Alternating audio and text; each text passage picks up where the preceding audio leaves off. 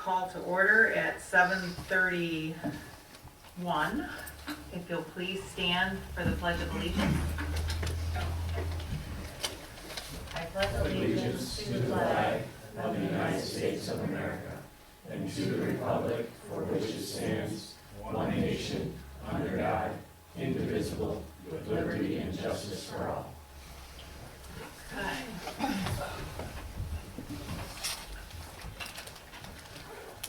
Roll call, please. Ann Marlowe, Here.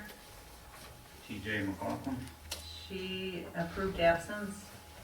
Kevin Frost here, Darrell Lewandowski here, Art Khan Here. Robert Rizzo. Here. Okay, thank you.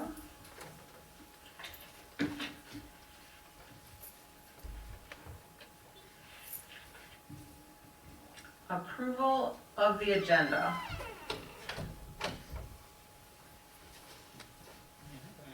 I make a motion to approve the agenda of January 23rd, 2023 as submitted.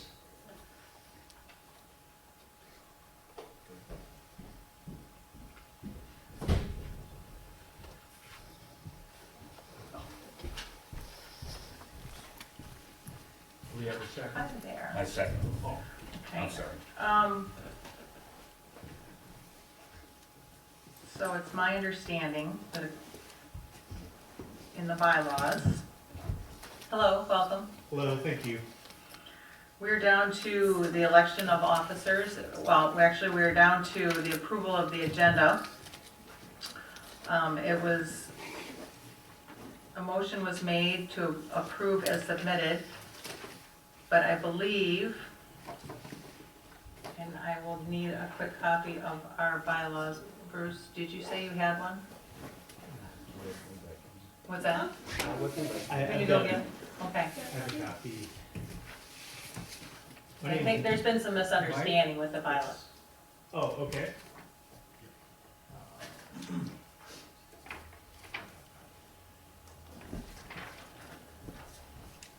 And it was just brought to my attention, so.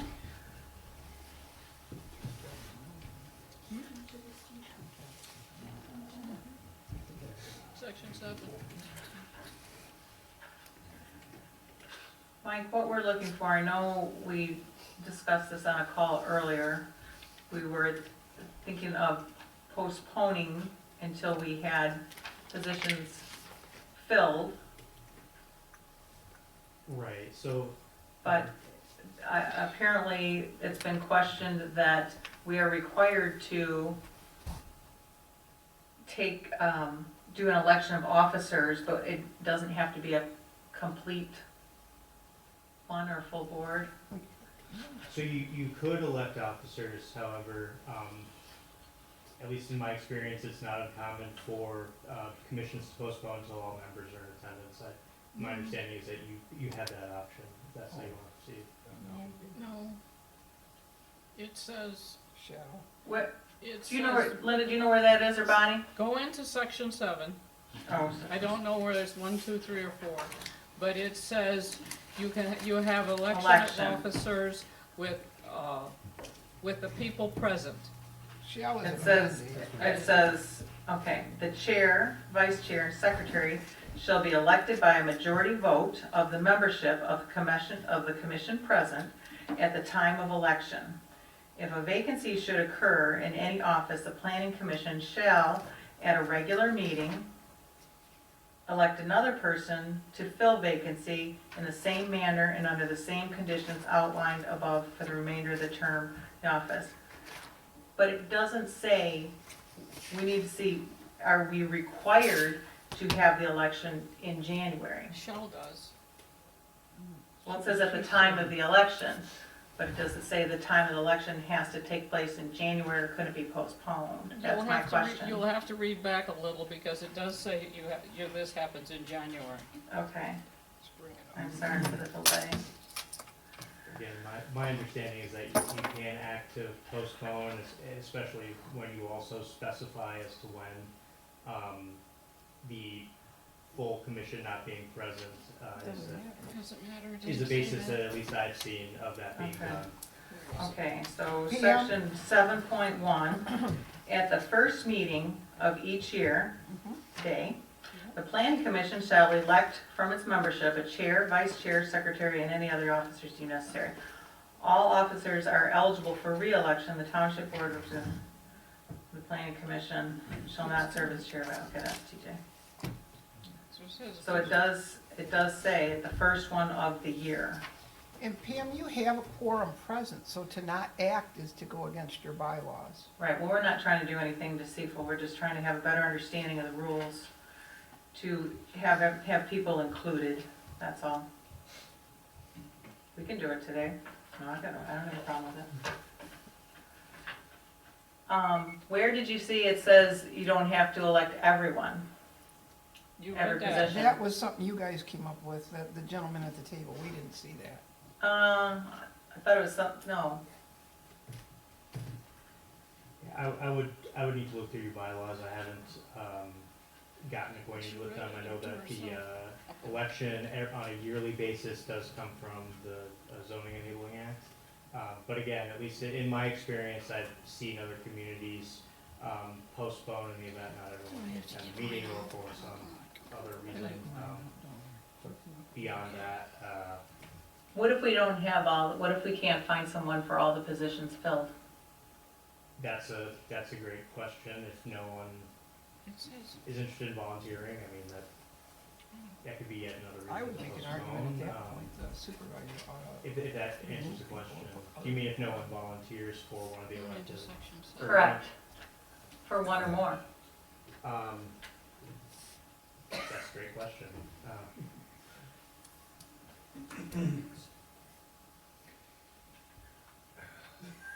You gotta know. Guys are pointing a lot, doesn't it?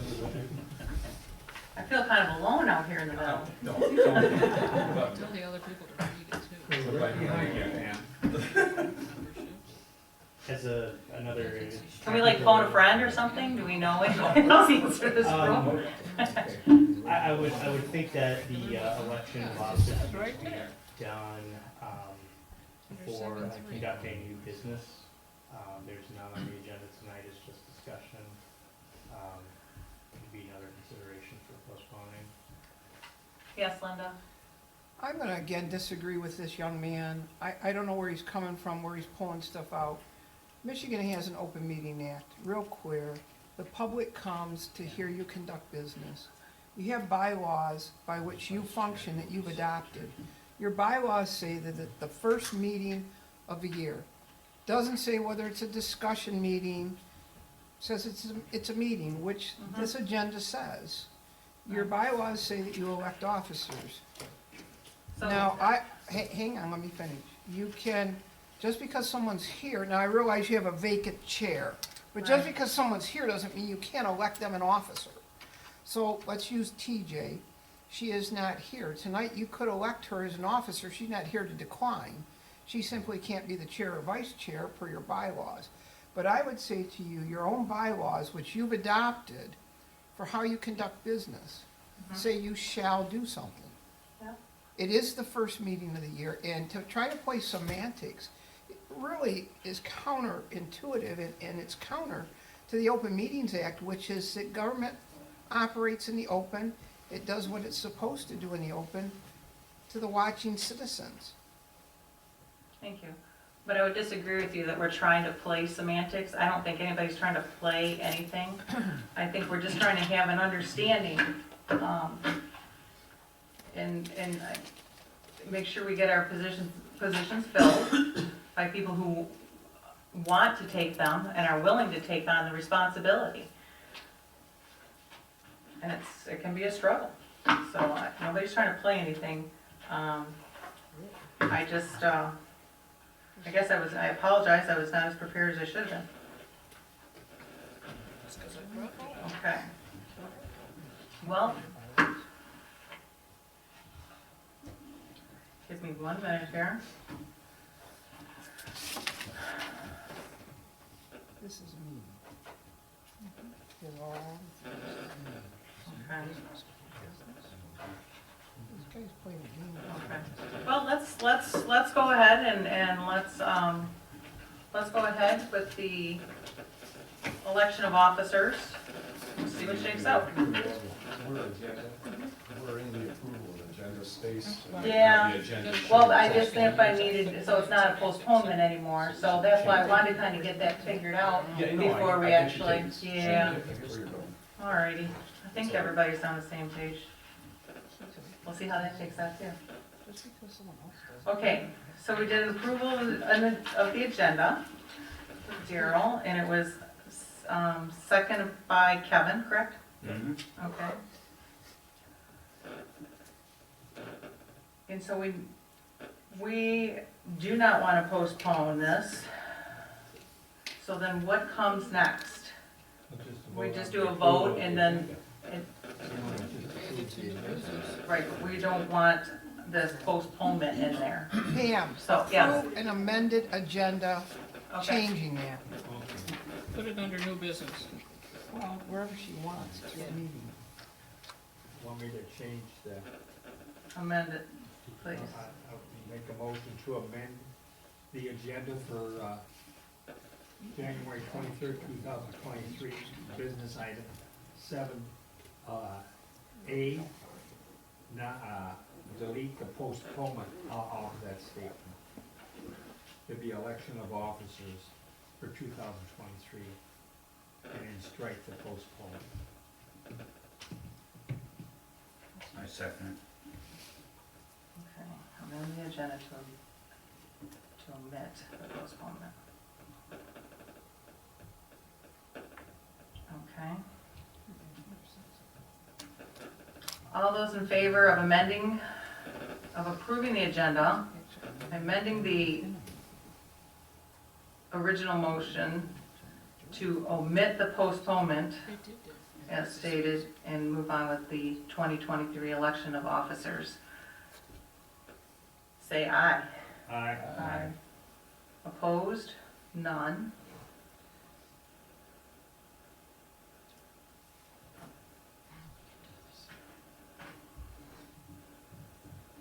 Okay. Public comment. Okay, none. Chairperson comment? None.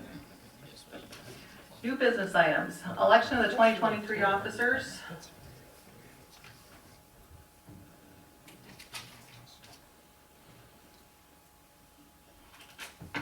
I nominate Daryl Lewandowski as secretary.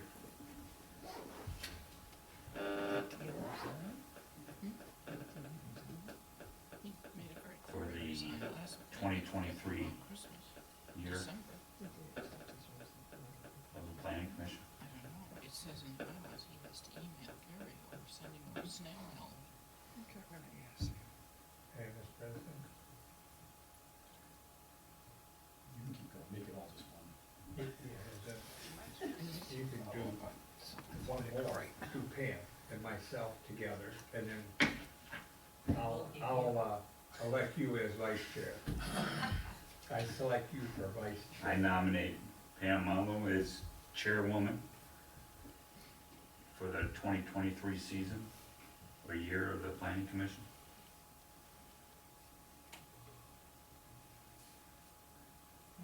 And I'll make a motion to elect, I think we got Mr. a Frost I think we got a second, don't we? No. as, vice chair.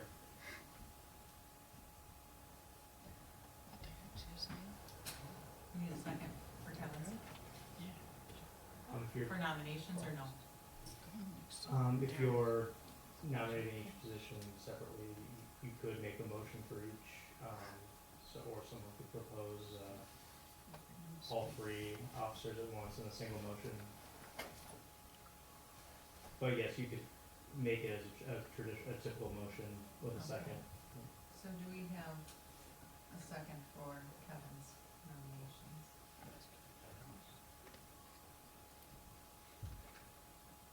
I second it. Chair's gonna be vice chair and Daryl's gonna be secretary. That's fine. And then, can we vote on that one? Or do we just do them, because they're all, because there are two? Oh, yeah, so, yes, you could do a vote, and I don't know if your practice is just a roll call vote. Yes. Okay. Okay.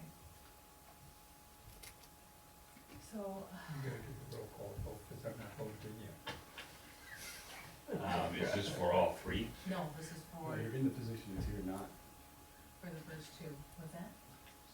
Oh my gosh, don't confuse us anymore, Bart. You think I know what's going on? Turn your That's why I microphone off. wanted you to be the vice chair. Okay.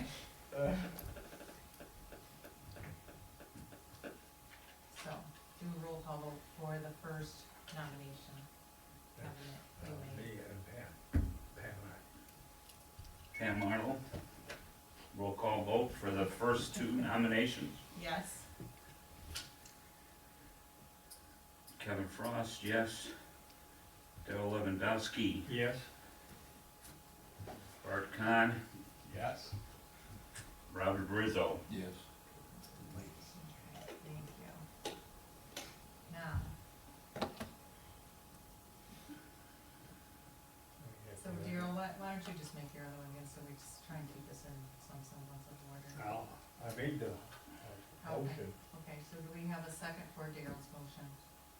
Unconventional today. Bart? One word. I second. Okay. Okay, and we'll do a roll call vote, please, for the nomination of Kevin as vice chair. They just don't know what's going Pam Marlowe, Yes. Kevin Frost, yes. Dale Lewandowski, Yes. Bart Kahn, Yes. Robert Rizzo. Yes. Okay. Thank you, everyone. Thank you for your participation.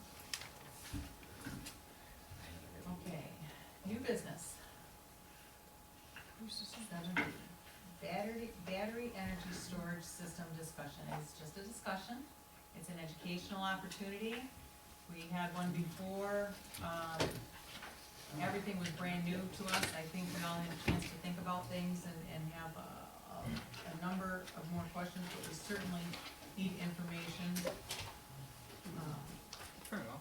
And so I guess, did you wanna start or help introduce Sarah? Thank you. Sure.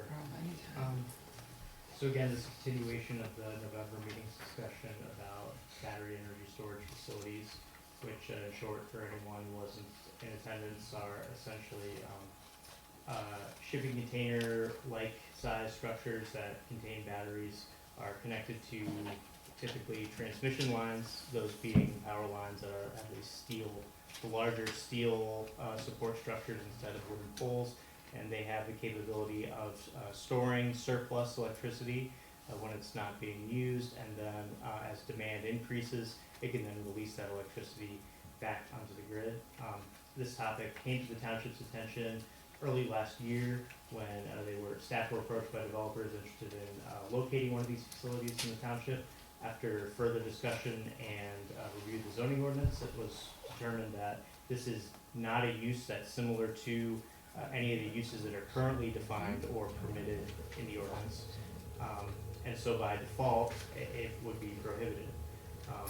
And so when this sort of situation happens, then one of the options to allow this sort of activity or any unlisted use would be for the township to adopt a zoning ordinance amendment to specify where the land use would be allowed and any additional unique standards that would apply to ensure it's compatible with other uses in that same zoning district. So both the zoning ordinance and the state zoning enabling acts have outlined a process for considering an amendment, which would be one potential direction that the planning commission and township choose to go in. But as the chair mentioned, tonight is just an informational discussion, no actions being taken. The ask then, after tonight's presentations, would be whether the commission is ready to direct staff and planning consultants to prepare a draft amendment language, or prepare a draft zoning ordinance amendment. If there are any additional specific concerns or information that you feel you need to have presented to you before considering an amendment, or that you've heard enough and would not like to proceed with the text amendment at this time. For some additional context about the process, I believe it's any property owner in the township or the township board or commission can initiate a text amendment. So one of the considerations would be, is this something you, as a township, would like to initiate yourself, or review an application for amendment, if it comes in. As I'm sure you're aware, the limits of a zoning authority comes from the State Zoning Enabling Act. In general, the act does not allow any local union of government to outright prohibit a legal use of property. There may be exceptions, but that is something to keep in mind, that that requirement is in place and the township will need to follow it.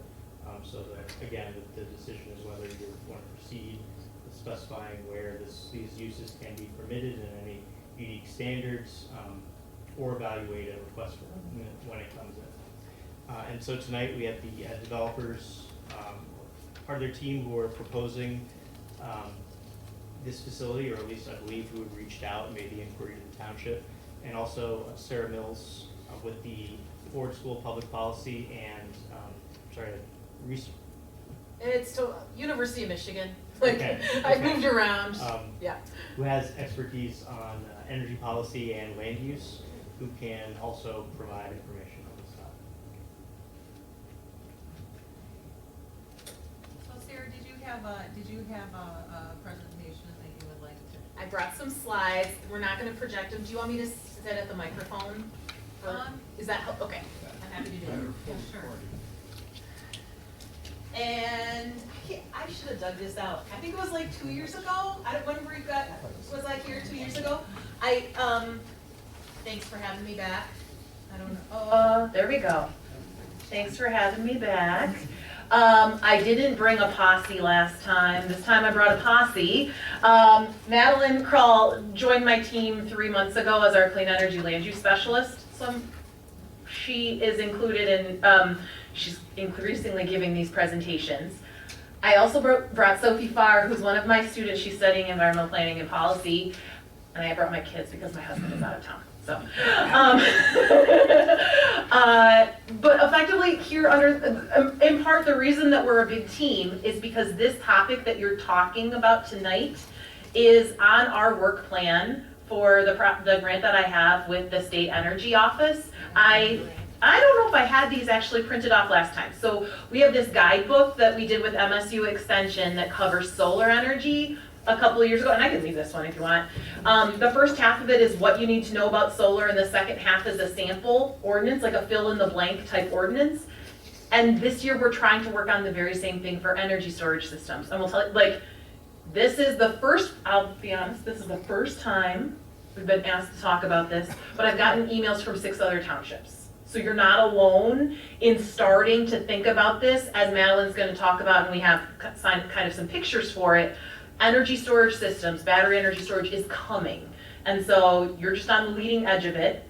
And really, in part, the reason that we're all here is to hear your questions, because the questions that you have and the information that you guys want are going to help us figure out what other townships in Michigan need to know about this.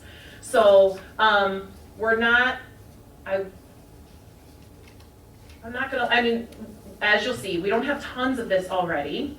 We're coming up to speed ourselves, so I'm going to tell you when I don't know something, definitely. But there are energy storage systems of this scale in other states, and so that's what we've been educating ourselves on, but I don't have a great example or, to point you to right now. So with that, I will turn to these. They're not numbered, sorry. Okay, we'll give you an introduction about battery energy storage systems. I'm Sarah, this is Madeline. Actually, earlier on, when I was chatting beforehand, Remind me of your name, ma'am. Oh, Bonnie Cook. Bonnie, when I was talking to Bonnie, she asked me like what my take is. And I don't think I told you this before. My PhD is in farmland preservation. It's not in energy. I just ended up studying energy as farmland preservation. So that's my take. I tell people my bias is farmers. I'll be real honest here. But I have done a lot of things on wind and solar. And again, Eagle's paying for my gas to get here tonight, but they're not paying for my babysitter. So, anyway. Okay, so then we'll just talk quickly 4 bullets about why, plan, what to know, community impacts and zoning. So Madeline, you're up next, right? I'm up next. Thank you, Sarah. Hello, everyone. Thank you for having us. I'm going to start off with, if you follow along on the slides, why plan for battery storage systems now. And so currently battery energy storage is on the rise because not only does the state of Michigan have set certain target goals, interim goals that they want to reach with energy storage, and that's because energy storage is helping with increasing grid reliability and affordability and increasing the efficiency of wind and solar when battery is paired with wind and solar to store, for example, the solar energy that's generated during the daytime and push it into the grid in the nighttime. So there are standalone systems and hybrid systems, but I'll get more onto this later. But the state of Michigan is considering battery energy storage as a fundamental part of the energy grid in Michigan for the next years to come. So the deployment targets are to install around 1,000 megawatts of storage in the next couple of years by 2025, and around 2,500 megawatts by 2030. Even longer term goal is actually 4,000 megawatts by 2040. And not only is the state of Michigan considering this, but also DTE in their most recent integrated resource plan, where they're laying out their energy deployment plans, are also targeting by 2042 around 2,900 megawatts of battery storage to support the grid system. When you move on to the next slide, battery manufacturing, you can see a screenshot of a newspaper article or a press statement by the state of Michigan announcing that it plans to become a premier battery manufacturing hub in Michigan, in the U.S., I'm sorry. So the state has been trying to position itself and announce support to invest or to support investment in building a battery manufacturing campus in Van Buren in Wayne County. All this is leading to battery storage being considered by developers as well. The slide called hybrid storage being considered is showing Michigan with a couple of gray dots on them, and those are hybrid projects, which is either wind and battery or solar and battery being considered in the state of Michigan. And this is the so-called MISO queue, which MISO being the regional grid operator, a developer wanting to realize a project would need to apply with MISO to see if there's space on the transmission grid to actually push energy in there. And that process is a long process. It usually takes 3 to 5 years. So this map gives us a little bit of a glimpse on what's to come, what developers are looking at. Not necessarily everything is going to be built, but that's being under study. So for hybrid, that would be around 2,500 megawatts. But what's even bigger is the next slide, the standalone battery storage being considered. So not only is this topic coming up in Salem, but it's coming up all across the state of Michigan. And we see actually quite a dramatic increase. Right now, under study are 46 projects or adding up to around 6,700 megawatts, and a couple of months ago in September, it was around 2,000 megawatts, so that's a third of this. Again, not all of this will be built, but developers are definitely considering it. And a reason for that is, if you move on to the next slide, what about costs? The costs for energy storage systems have continue to go down in recent years as the technologies are improving. So when in 2015, a kilowatt hour of storage was around $2,000, now it's less than $500 in 2022. Now that we see interest is increasing, Sarah is going to take over again and tell us a little bit, what do we know as of right now? Okay, so what we know right now is, first of all, the two biggest batteries that we have in Michigan, one is not what you might think of as a battery. If you've ever been to Ludington, there's a Ludington pump storage facility. Works like when there's excess power or power is cheap, it's pumped up to the top of the reservoir. And then when the grid is in need of power, it's run through the dams, or effectively run back down into Lake Michigan. So it's hydropower. That is the state's largest battery by far. And that's been really important and will be really helpful. But again, there's not tons of potential for a lot of that because not every place has that difference in elevation change. What's that? It was. It was not intended to be a pun, and I even had to have it explained to me, so obviously, yeah. Sorry, I'm slow tonight. So there's not much opportunity for that just because we don't have the geological kind of height difference. And also there's concerns over the amount of fish that are killed, honestly, from that. The second largest battery in the state right now, I think, there's like a 1-year delay in some of the timing, but as far as we can tell from the map, it's this battery that you can see kind of in the picture on Western Michigan's campus. It's as part of a Consumers Energy solar and storage kind of project. And this is effectively 1 megawatt is the size of that one. All right, so the kind of batteries that really we're talking about, that's on the next page. It's important to note that batteries can fit into a system. Maybe you'll go back to when I talked about solar and said it comes in all sorts of scales and permutations. The same is true with batteries. So I'm going to start on the right-hand side first. There's behind the meter batteries. So some people, if you know people getting like electric vehicles, they have like a Tesla Powerwall or something in their house. Or some people who have solar panels on their roof have batteries that they can store the excess solar power, so they're not selling as much back to DTE and then buying it back more expensive. They're keeping some of that power themselves. That's called behind the meter, effectively. It just means, whatever you usually it's from solar, you're producing on your site, you're holding it back before selling it back to the grid.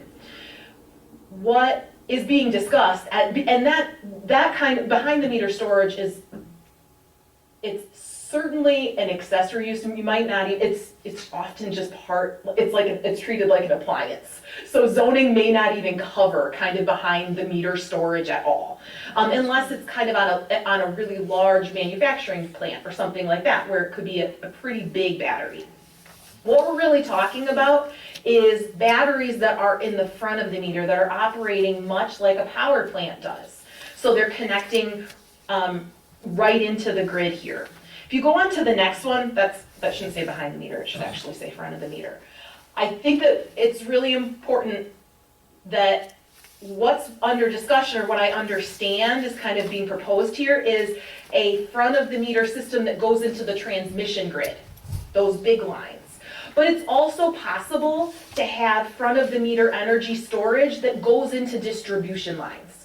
Oftentimes, those, first of all, they're going to be smaller in scale, but oftentimes those are discussed in the context of something called a microgrid, which we don't really have in Michigan right now. But if you want to future-proof your zoning ordinance, I'm mentioning it to you now because that's the next scale kind of that's coming. That's not shown on the map at all, because that's only on those maps that Madeline talked about. That's only talking about the transmission grid, the really big stuff connecting all places. But What's the name of the second one again? I'm sorry. Distribution grid.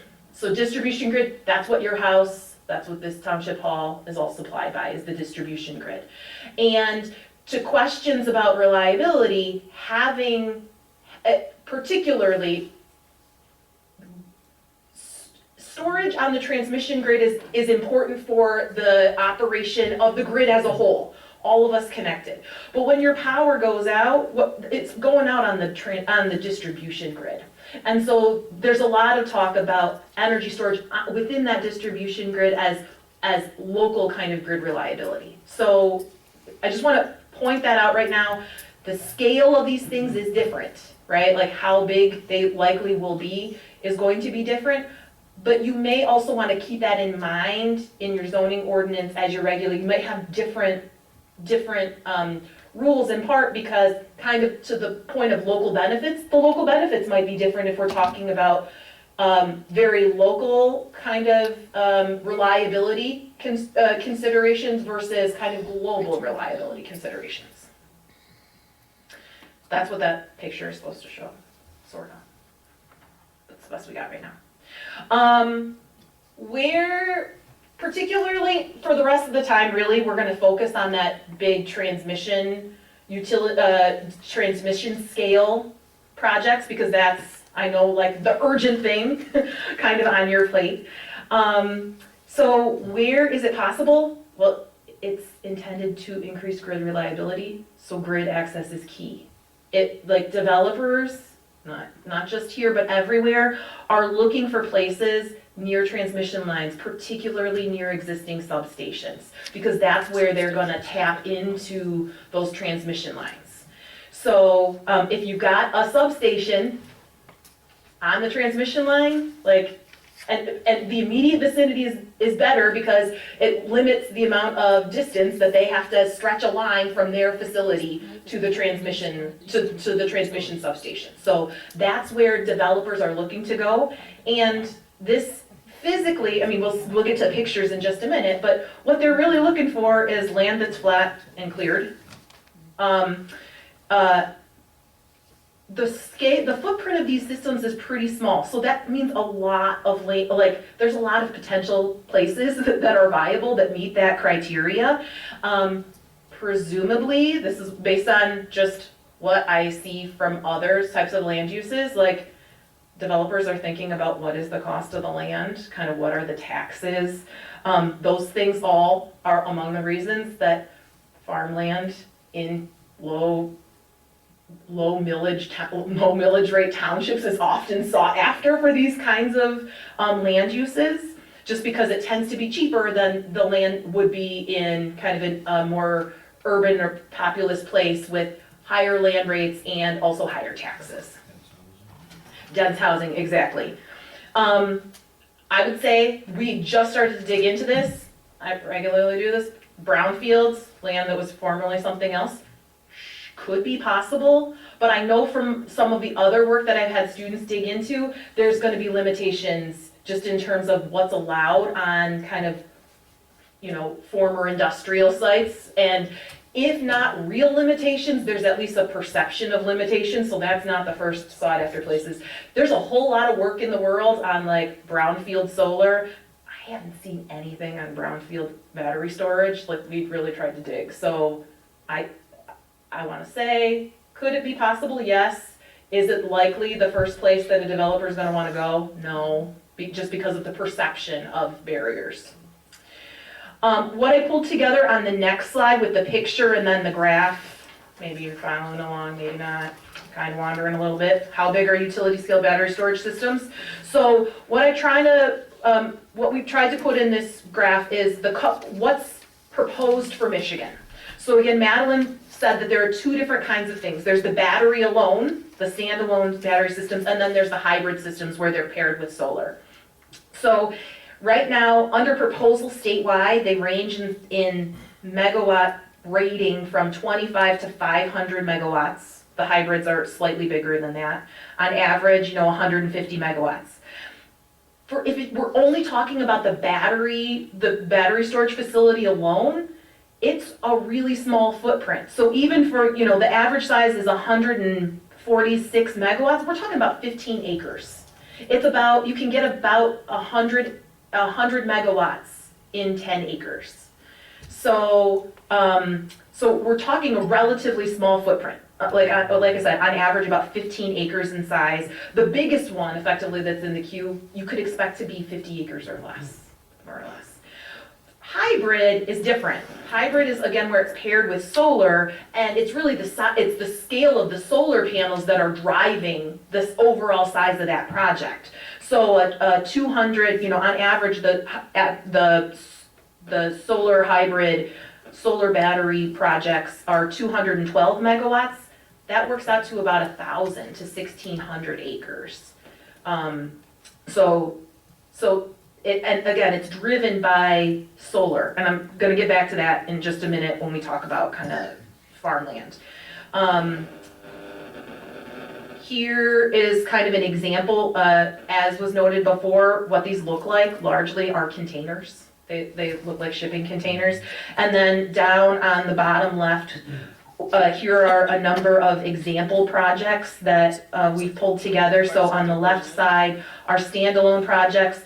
You can see in that top one, there's a bit of there's the substation, not that it's connecting into, but the substation for the project itself.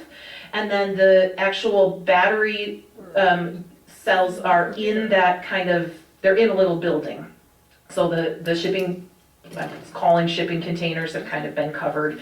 There's another one below there that's in New York. Again, this is probably more common to what you would see graveled around. This one's sitting on a concrete pad, you can kind of see. And we can share the slides with you too so that you can see them better and follow the links. Hybrid facilities, again, are going to be bigger just because they have solar in the top one, or beneath it wind that come along with them. But each of these kind of energy facilities is going to have a substation where it connects into the existing substation in the grid, and so batteries can just go along with that. Okay, then I thought I would talk about some of the community impacts, the things that you might think about in terms of evaluating how this fits. Actually, before I do that, are there questions on kind of what these look like, where they are, why they're coming? Well, lots of time for questions too. What, you said that there's an increasingly interest in this stuff. Who's the who? The who, like by who's showing the interest? Yeah.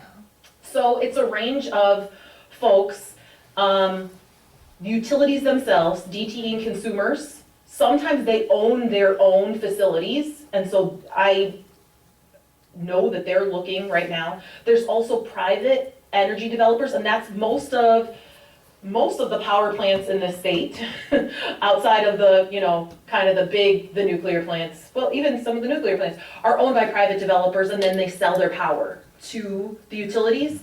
So my sense, I don't know for certain, like that map doesn't come along with who applied, so I don't know for certain who's doing that. But my guess is that it's a mix of both utilities and the private developers who are proposing that. And the reason that private developers are proposing it is because the utilities have said, our models show us that to keep the lights on, to keep the grid reliable, to keep the prices down in the future, the cheapest mix is going to increase solar, but if it's going to increase solar, you have to increase storage at the same time in order to keep the lights on. So the utility plans themselves have been calling for increased amounts of storage. So it's storing of solar energy. Well, it doesn't have to be solar energy, but among the reasons that we're seeing increased deployment of batteries is because there's renewables that are coming on that can't be just flipped on immediately. You can't tell the sun to shine or the wind to blow, right? And so this is allowing for storing excess energy. So it's not necessarily paired together, but a grid that has more renewables on it needs more storage in order for that grid to be reliable. Okay, I was just thinking of our current renewable energy in our own community, which is not real cool.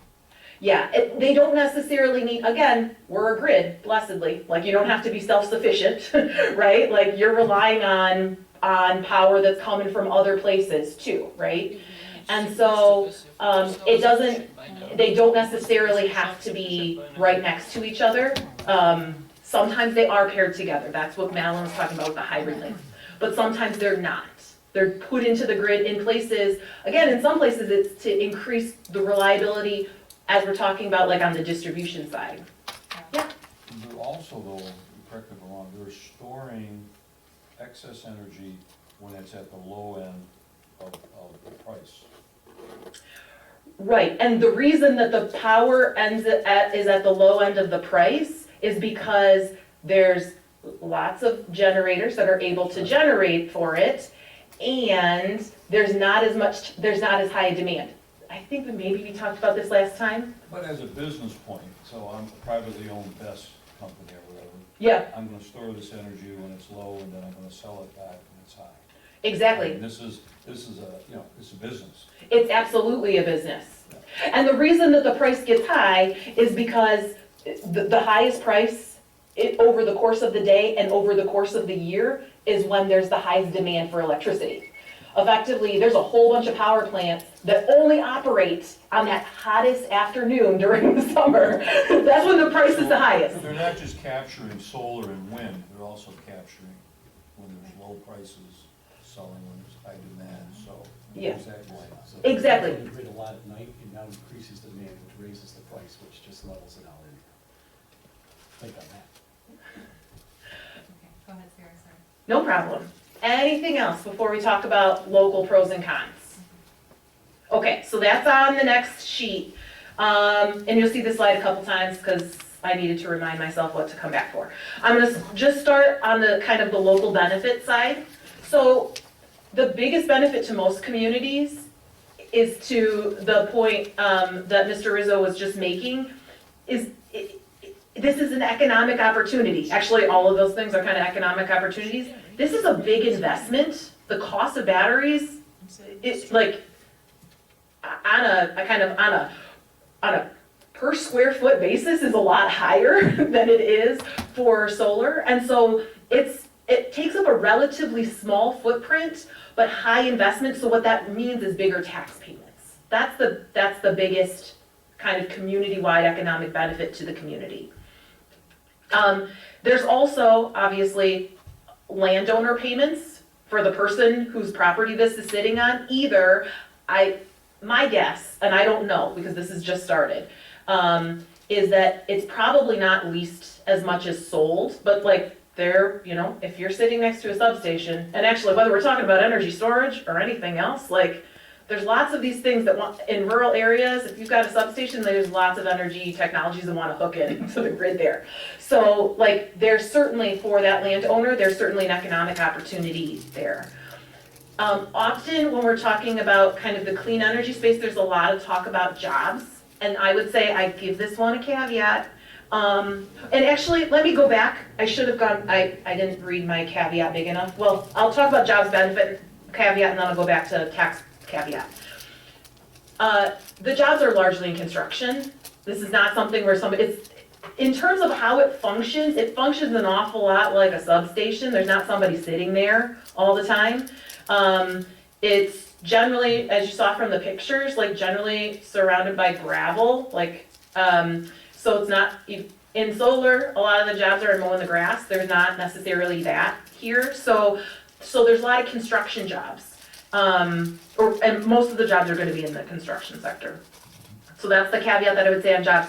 I'm going to go back to the tax benefits caveat and just say, when I started getting emails from townships about zoning, I emailed the state tax commission and said, can you tell me how the taxes work? Because if I'm getting questions about zoning, you're going to get questions from tax assessors any day. And there's not specific guidance right now in the state. Like the state tax commission said, well, this is how we think it would work, but they haven't given guidance to assessors yet. So my assumption is that it's a brand new land use. That's why they haven't. That will change. So it's impossible for me to tell you exactly what that's going to look like, but this is just like all other energy equipment. There is personal property tax. What the guidance right now from the state tax commission is it would be taxed as industrial personal property, which is the same as how they're taxing wind and solar too, and transmission lines and distribution lines and substations. So it's just, I'm not sure which tax table will ultimately be used or kind of what methodology will be used. So those are kind of, it's largely economic on the positive side. When we're talking specifically about, there are grid-wide benefits, but like what is unique and specific to the host community, I think that they tend to be more economic. In terms of the local concerns, the technology for most of these batteries under discussion right now is lithium-ion batteries. This is the ones that, you have to take out of your suitcases at the airport, right? The biggest concern is about fire risk. And there have been experiences of fire with battery facilities. On the next slide, they've gotten enough questions that the NFP, National Fire Protection Agency, has a great fact sheet that we'll link to in it. It's, I think Zach in the packet included a fact sheet. This one I just feel like is quicker, shorter, snappier to read. They include in there the case studies of situations. I mean, I have zero firsthand experience with this, but situations where there have been fires associated with batteries. So you can check that out. There's one in Hawaii. They talk about how the fires, like what the firefighters need in terms of fighting the fire, like how you actually suppress it, but also highlight the things that are part of the National Fire Safety Code that help mitigate any of the risks associated with it. So that includes, there has to be explosion protection and prevention, fire suppression systems, like these are the ways that these fire risks are managed, battery management systems, and effectively proper spacing of units, both between each other, but also with flammable things around them. So all of that's kind of covered in the fire safety code. But in terms of public health safety, things that, are often considered within zoning, like I think that fire tends to be the biggest one that is included. I would say, well, Madeline may get to this, but while it's on my mind, battery chemistries might change over time. Right now, this is the leading battery chemistry. I think it's really important when you're thinking about zoning, the impacts of different chemistries may be different. And so I think it's important that within your zoning, I want you to future-proof, but I also want to know that if the impacts are different, that you are not believing that fire, the fire risk is the same across all of the technologies. Like there are some technologies which may have greater fire risk or less fire risk. So that's one of the things. Yes, sir. With these batteries now, these lithium, even the electrolyte in the batteries are flammable, but the gases that come off these batteries when they're on fire, there's hydrogen fluoride. It's even a warfare chemical. I mean, the toxic gases are supposed to be horrendous. And you're talking about, does each sea container have a fire suppression in it? That is a question that I don't know the answer to. This is exactly the kind of question that Sophie is meticulously putting down so that we can get information. Yeah, look at these batteries because it's supposed to be horrible, the toxic gases that come off of them. I'll find out what you were saying about the gases, like Right. if they do catch flame. A lot of what I had been reading about was like whether they can be fought with water and what the risk is to water, which is that they are encapsulated inside containers. It's not like the cells are not sitting out. Like this is among the reasons that they are in enclosures. But I don't know about that. So let me look at that. Other questions? And if you have them, I won't be able to answer them because my PhD is not in fire stuff or battery chemistry. But again, I really want to find the answers to them. And for better or for worse, University of Michigan has a bunch of people doing battery research. So you can get some pretty nerdy people talking, giving the answers. I'm going to go on to the next slide, which is just a repeat of the first slide, which is what are the other local concerns. I think that a lot of the concern is going to be about visual impacts. Like this is a change to the landscape, just like lots of things are. In terms of the visual impacts, what it looks like is not, I mean, there usually will be a substation along with it. It's just these additional shipping containers. shipping containers, what they look like. And so I think that thinking through how you can deal with the visual impacts of kind of a substation looking thing is useful. Sound is another thing that I think is important. There's an inverter that is, and cooling fans that are part of this. I can tell you in visiting solar farms that inverters do make some noise when they're enclosed. You know, that noise dissipates with distance. Not all inverters are the same. So some of them are quiet and some are not. This is a piece of equipment that's not necessarily at all substations, and so this is one of the ways that it's different than a substation, than what you might kind of see of the impacts of a substation, so something that you want to think about. And it may be wise, and Madeline will talk about this in a little bit, to include kind of a noise or sound regulation within zoning for it. The other thing that comes up more in some of the other land uses that I include just because, again, I got the microphone and my PhD's in farmland preservation. So is this a wise use of land? And one of the questions that Zach suggested that might come up, and particularly later on in your agenda, you guys have something on farmland on land preservation and conservation. I then am gonna go to the next one. Like, is this a conservation tool? Is this a land banking tool? And I would say, well, it depends on what you mean by farmland preservation or land preservation. If it's land banking in terms of preserving an urban boundary, so you're not developing housing on it that requires urban services, sure, like that land is occupied.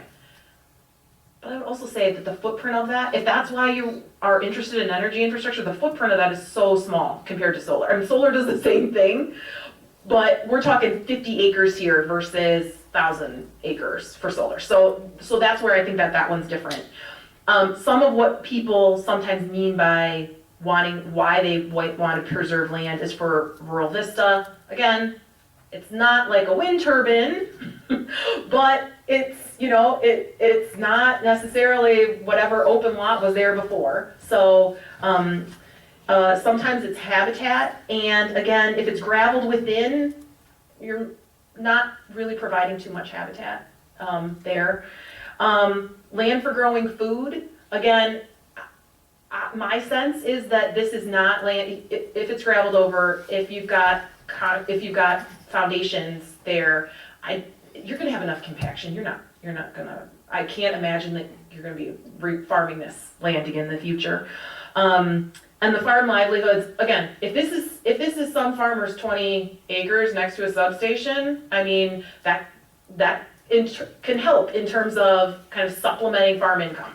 I don't know like who we're talking about, but this is just my first take because there's really nothing about battery storage and farmland preservation out there.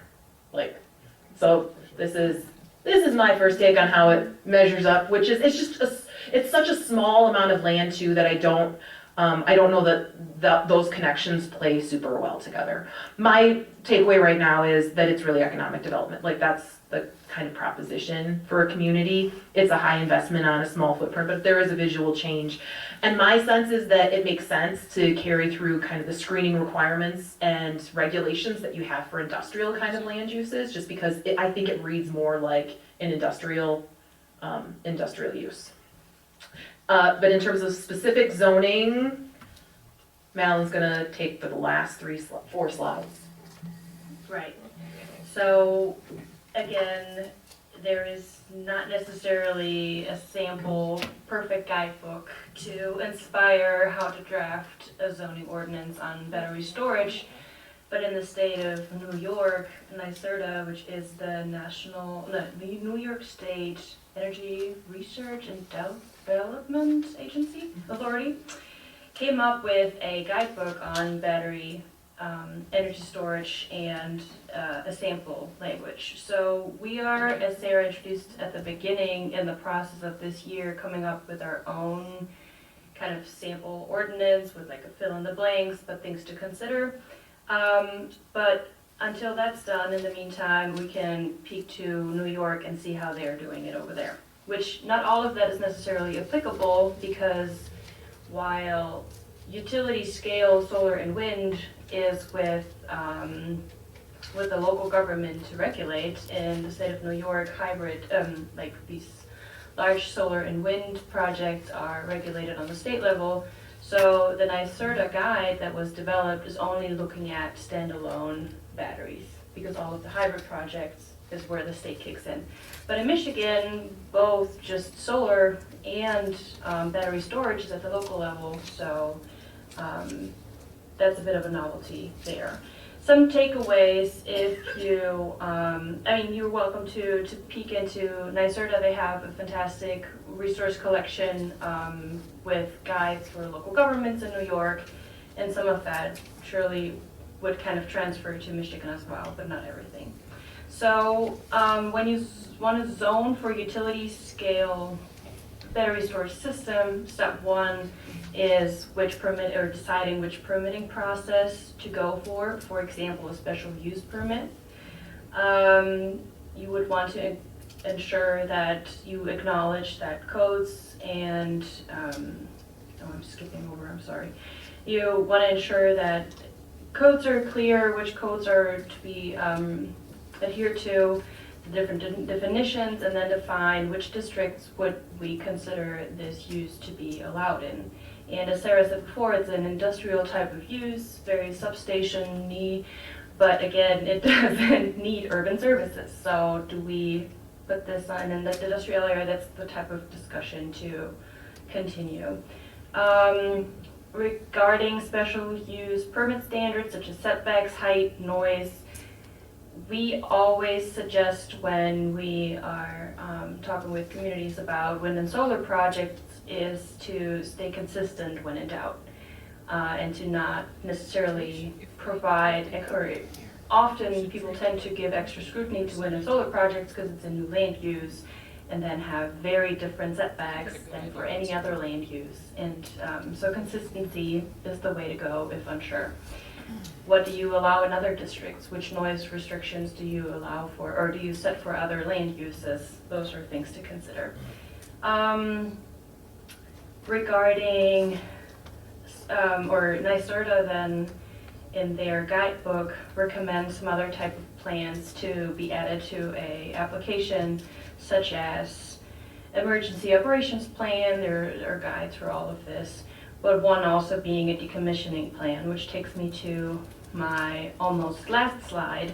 A couple of things to consider with decommissioning are that while there are with wind and solar projects like repowering, the term that we so far have learned to be applicable to battery energy storage is augmentation, which means that the battery's lifetime is not necessarily this, or is not the same as the project lifetime that might be suggested, and the batteries after 4 or 5 or start losing efficiency. So if the project lifetime is 20 to 30 years, every couple of years new batteries would need to be added to have the same output capacity, which that process is called augmentation.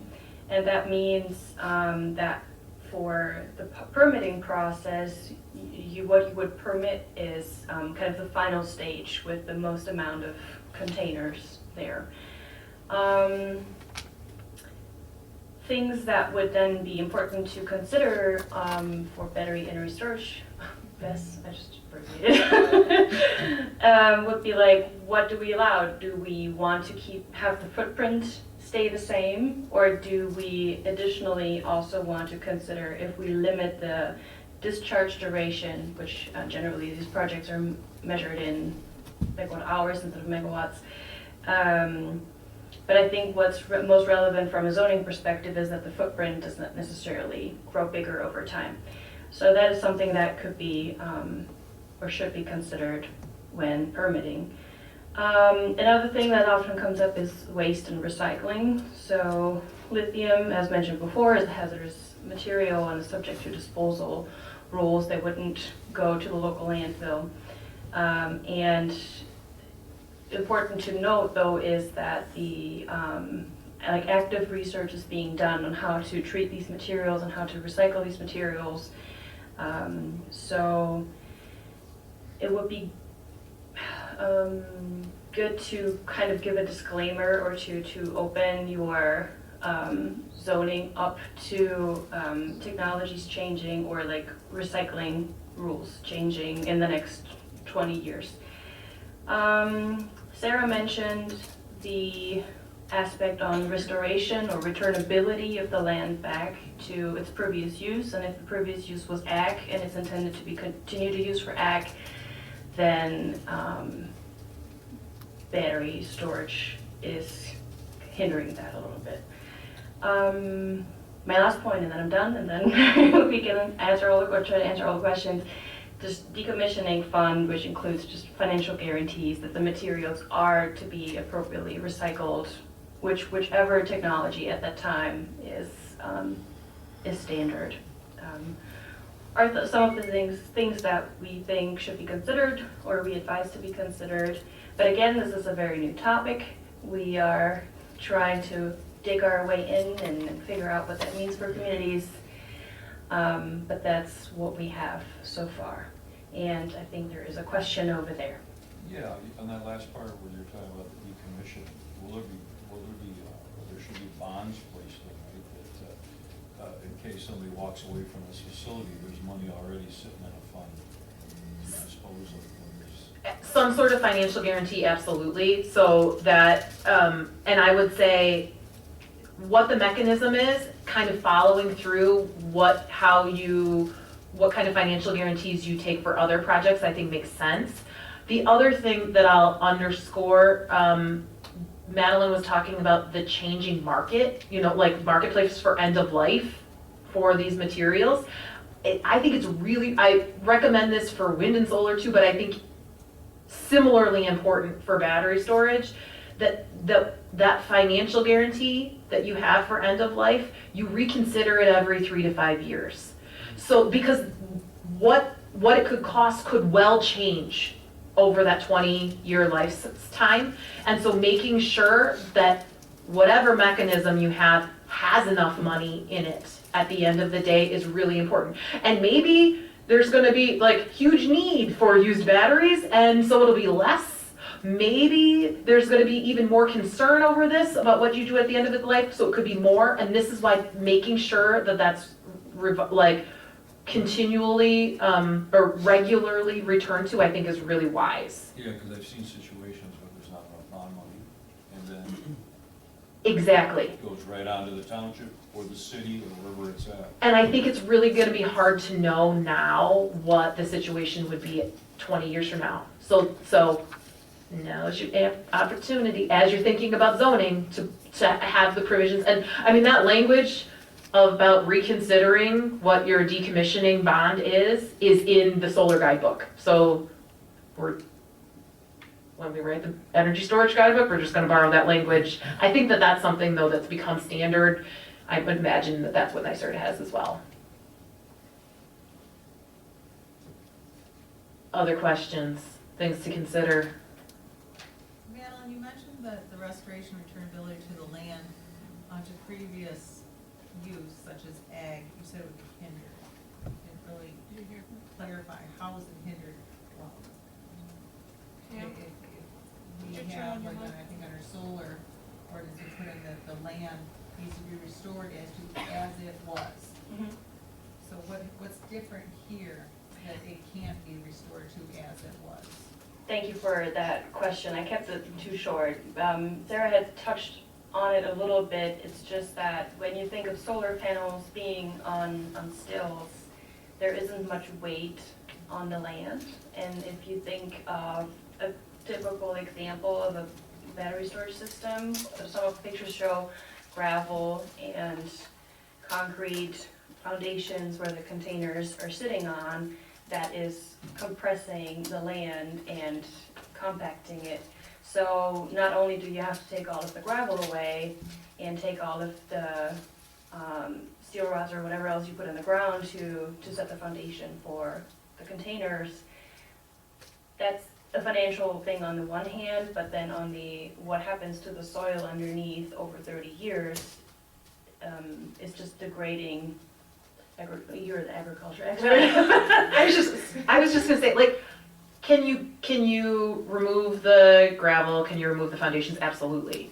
It's just, that land, like, whatever soil quality you have there, like, it's gonna be compacted. Like, you're not gonna, you're gonna have to bring in a bunch of topsoil or something. I mean, you're just not gonna it's just not gonna be returned to farming. But it doesn't have to be, It's not gonna be restored. it's not gonna, I think I don't think that it can be restored, it could be for housing development potentially, but I don't think that, it's not gonna need to be an industrial site forever. But I don't think that this is one that's super reversible in terms of the, and it's also, it's also a smaller footprint, so to keep that in mind. The other thing that I would just say is that I'm not sure that our need for energy storage is going anywhere. And so I'm not sure how many times the projects are actually gonna be decommissioned. It's already got its great location to the existing grid. And so, and again, because of its footprint, my sense is the movement is to get things smaller and smaller, and it's already got a pretty small footprint. So maybe in the future, someone, a future iteration of that property could include other technologies layered along with it. Obviously, all of those things though would need to come back in for approval. Like if it doesn't comply with whatever it is that your zoning ordinance says. But I think, just like I'm guessing that you don't think about remediating a substation, like what the end of life of the substation looks like, you're probably not gonna think about that, I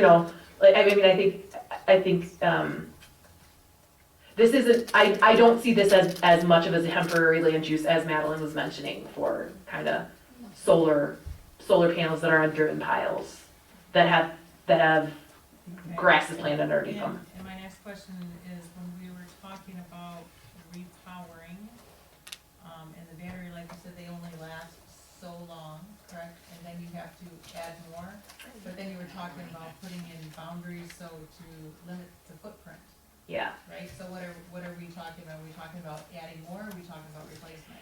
So usually, yeah, so it could be, I think in the short term, it's adding more.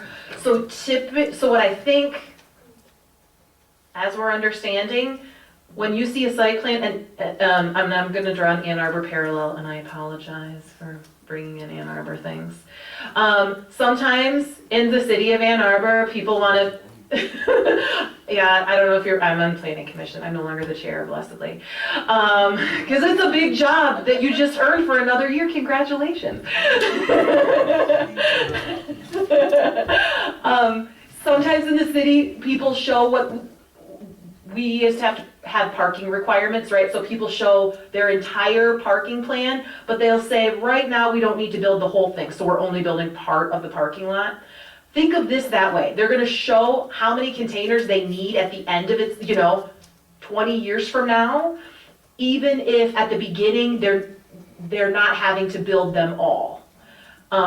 So, and the reason that you would do that, is to have all of the underground work done ahead of time, so that when you need to augment, when you need to add, you wanna get back to your full capacity, being able to go back and forth with the grid, you're not having to dig things up. So you'll just be able to hook that in, but that's the point. My last question, well, it's probably not my last question. My next question that I have on my brain right now is, you said the hybrid, which are the big ones, right? Right, hybrid's gonna be with solar. Where the state kicks in. So that was Madeline drawing the distinction between New York and Michigan. So in New York State, for big solar projects, local governments don't have any control over it. So similarly, in New York State, if you look to NYSERDA guidance, which our sense is that NYSERDA's sample template is the best one that's out there right now, in terms of it's fair. Like, I think it really has local government interests at heart. Like, we're trying to find kind of holes in it and Michiganize it, but I think it's really written to protect local governments. It doesn't consider hybrid projects because local governments in New York don't have control over hybrid projects. In Michigan, you would. So I think that, so that's one of the things that Madeline and I and Sophia increasingly are gonna have to like grapple with as we write a template, is that when you have two land uses, we got a solar guide that doesn't think about batteries. We're gonna have a battery guide that's really about batteries. Like, when those two land uses are together, we're gonna have some kind of how you deal with, a hybrid version. That's not in New York's model at all. So we can't point you to that. But in Michigan, you would have control over hybrid projects. It's just, I can't point you to a great example of zoning for that right now because one doesn't exist. I mean, I don't think that's, we haven't found one yet. That's great. Concord probably wouldn't apply to us anyhow, I don't think we would have a space, would we? You look at our community. Probably not. I mean, I don't know. And what you would do in the short term, because you guys did pass your solar ordinance, you could effectively reference and to say if there's a hybrid project, that's what I would actually do. Now that I'm thinking out loud. Since you already have solar, I would say if you want to have battery energy storage integrated with it as part of a hybrid project, that you need to comply with both. Assuming that you have kind of battery, you put battery energy storage facilities in your ordinance too. Mm-hmm. You had mentioned just now about, like New York, local governments losing control. Mm-hmm. And you had mentioned something at the beginning of the meeting where sometimes local governments, even the state of Michigan, state can override, or we could actually lose our power in certain situations. Can you, continue a little bit on that? Sure, yeah, so in general, the State Zoning Enabling Act prohibits any legal use of property from being prohibited in any local jurisdiction, and that includes everything. That's why most ordinances have lengthy sections about adult bookstores, for example. It can't be prohibited, but you can specify how and where legal land use is permitted. There are specific items that the state goes further to preempt local authority. Telecommunications, I believe, being schools, another example. I think it's a possibility that. So we can put all our zoning rules and land use rules and do all this, and yet possibly be overridden. I mean, that's always a possibility. Yeah. That's part of the reason for our project and land uses, that's why we have the USD, right? We can't say we don't ever want commercial entities in here, we have to have it. So that was the whole purpose of our master plan and everything, is to develop our community and have a place for it. No, I'm not telling you no, we're just Right. telling you where. Right, you can do it here. And to elaborate a little further, so while locals can't prohibit illegal use of property, again, it comes back to what you are allowed to do under zoning, where, as long as you adopt a master plan, decide what sort of activity is permitted where in your jurisdiction, adopt a corresponding zoning ordinance that specifies where certain activities are allowed, and also specific standards as needed about setbacks, screening, that sort of thing. That's within your authority to recommend that the township board include in a zoning ordinance. I guess what I'm saying is, if we didn't want this at all, then that's where we still have a chance to be overridden by the state, right? And potentially, I think if you didn't want to allow for it, I would suggest talking with the township's attorney. I haven't dealt with any situation where use is excluded myself, but it's a situation where you'd want to exercise caution, and I think generally would be very difficult to defend. But of course, I'm not a lawyer. Under the authority you do have, you can be reasonably restrictive, or if you determine that a certain use because of its intensity just isn't appropriate to be near residential or agriculture or whatever, that is within your authority to make findings and establish standards to that effect. But then there's also the looming possibility that the state could decide battery storage specifically is exempt from zoning. That's always it's something that could happen. Sarah, so, or maybe it was Madeline, we were talking about, I was trying to read this battery manufacturing in Michigan and the governor, you know, she's, wants Michigan to be a premier battery manufacturing hub. And I don't know, she's focusing on Van Buren and Wayne counties, is that, They just got a big grant. There's and lots of activity. Like there's a facility that was just, they celebrated going in.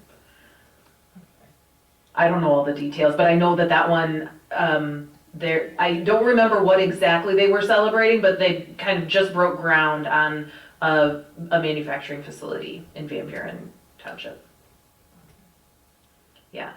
I'll be. So she's encouraging all this and providing grant monies or? So I think there's a couple of things going on. I think that the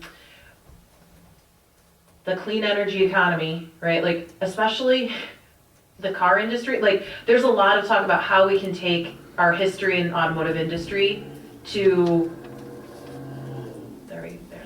there's automotive industry. How that can be harnessed for other kinds of technologies, right? So how can we put factory workers back to work? And both electric vehicles and specifically batteries are two of the key technologies that they see as, I don't know much about the supply chain, like automotive supply chain, but apparently the automotive supply chain, there's lots of similarities with what's needed for electric vehicles and for batteries. And so they see lots of compatibility in that in terms of manufacturing jobs. I know that's not what's under discussion here, but that's among the reasons that this is on the radar. I'll be a little bit more explicit because should be no shock. I mean, the Michigan Township, to your point, to Michigan Townships Association, a lot of townships have maybe not explicitly blocked wind and solar, but made it so hard that there's a huge discussion right now. This is like no secret to anybody about like whether townships need to be given better guidelines, or there's a whole bunch of people saying like maybe that authority for wind and solar should be taken away from local governments entirely.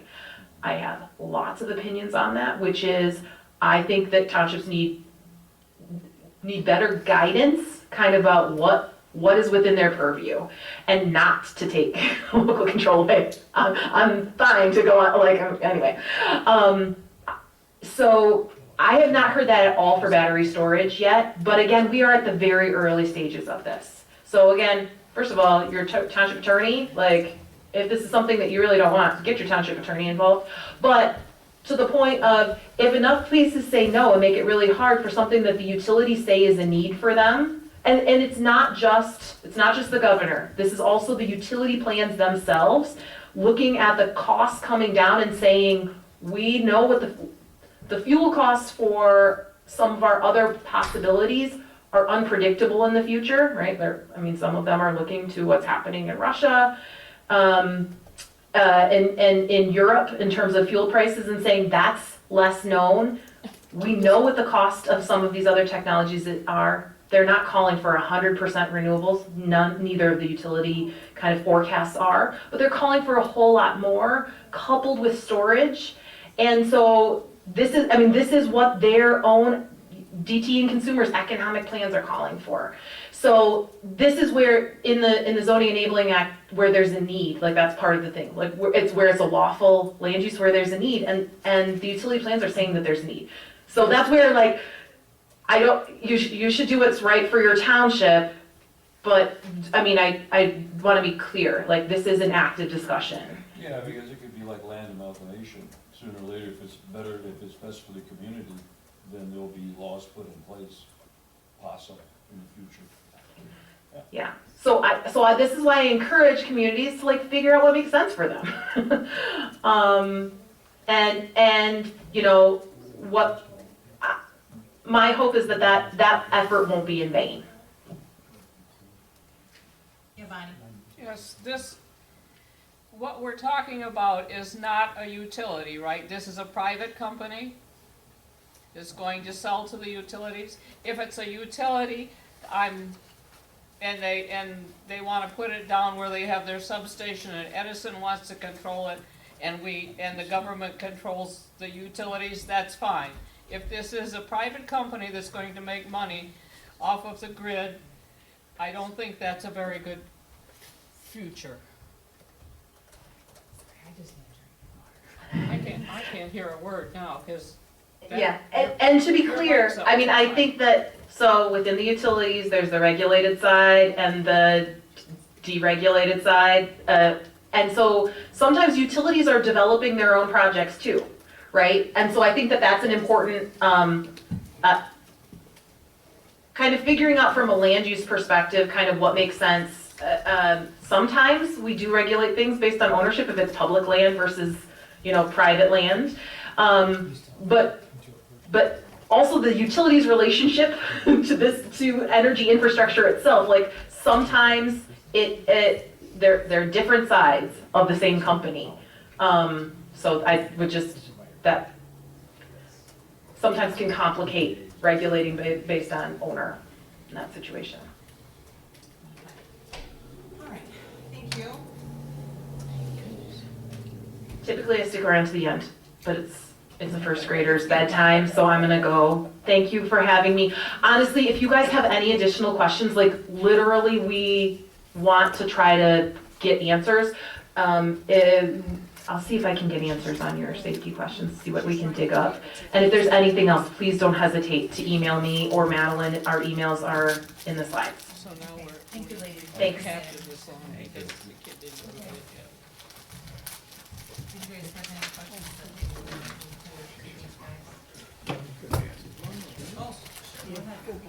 If this comes up, wouldn't it be advisable for like townships, if they have these substations, take that property and that general vicinity and designate that to go, because if you put it on the north end, that's quite a distance of Joy and Tower Road from here to put a facility up this way in our manufacturing area, which is, there's nothing here for it, basically. I think that sort of evaluation, if I understand the question, would be a part of considering an amendment of the sort of the tools or parameters that you'd be looking at it are what zoning districts could it be allowed in? And then you may not be able to get so specific as to say, like, I don't know offhand, if the areas where there are substations, like, necessarily correspond to a... Down there, it's usually, it's kind of flat and open. Okay. Whereas up here, it's more residential, and the one street that we have, Chubb Road for industrial use, and that, it seems like it would be to our advantage, or to use that section down there open, where there's not that many homes and things of that nature, so you're gonna have to rezone. So What do you rezone it at?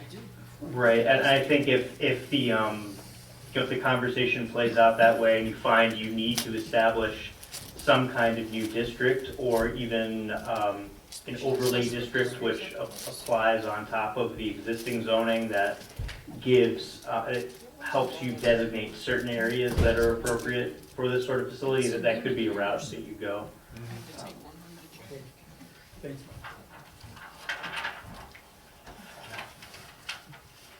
Hi, guys. Hey. Did you guys fly in here? Did you fly to get here?